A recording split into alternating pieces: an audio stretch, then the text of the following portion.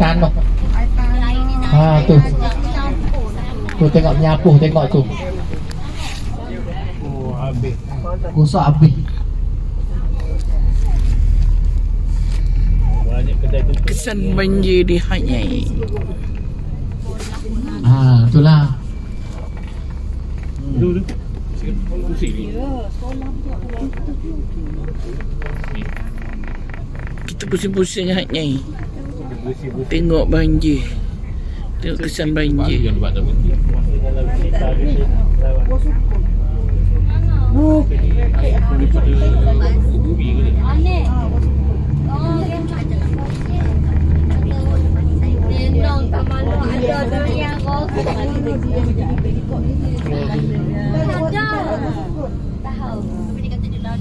Macam bonangka. Kulit ya.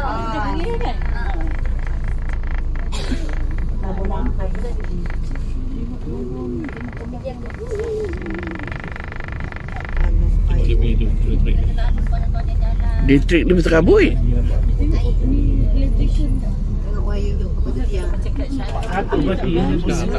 Ya, banyak mati. Hanyut lah ya. 400 mati. Tapi sebenarnya dah ada warning ke? Tak ada. Dia bagi semerta-merta gitu ya.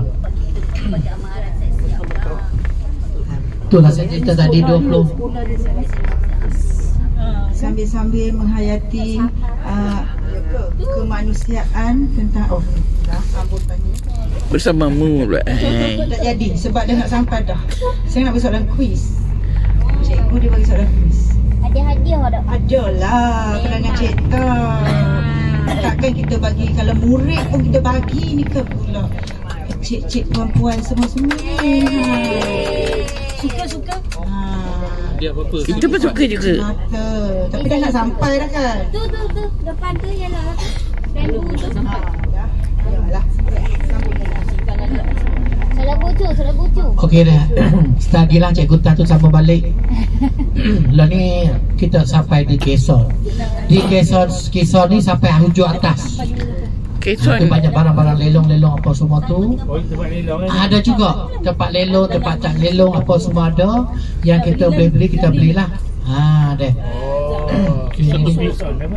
Quezon. Ni nak barang ni, barang kena ni. Quezon. Jepun kan? Quezon lah ya. Jepun. Pun. Produk Jepun. Boleh jual murah ni. Wah, ini kita dah pergi ke? Ini besar sangat. Dah pergi dulu, kalau mari pun bukan macam ni. Yelah, dah punya begini.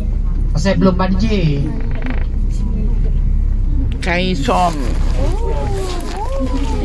Wah, ni barang-barang banjir ni. Oh, boleh beg tu. Ni barang-barang banjir dia jual lelong. Quezon. Quezon itu dulu. Kita ambil gambar tu. Sini toilet Habis molek-molek lah. Ada sini set. Quezon kena banjir. Yang ada je mau set tu tak payah ke set tak sedap. Tapi set macam ni awak kita pakai. Oh. Nanti dia beli rose carry. Yang kualiti bagus. Scary. Tak risau.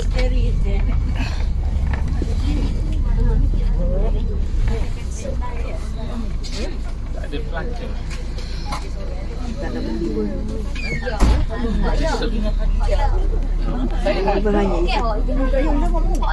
Caster. Yo mai tak ada. Ini dah shopping. Ini dah shopping kat Quezon. Masuk kesok tu je. Banjir pun.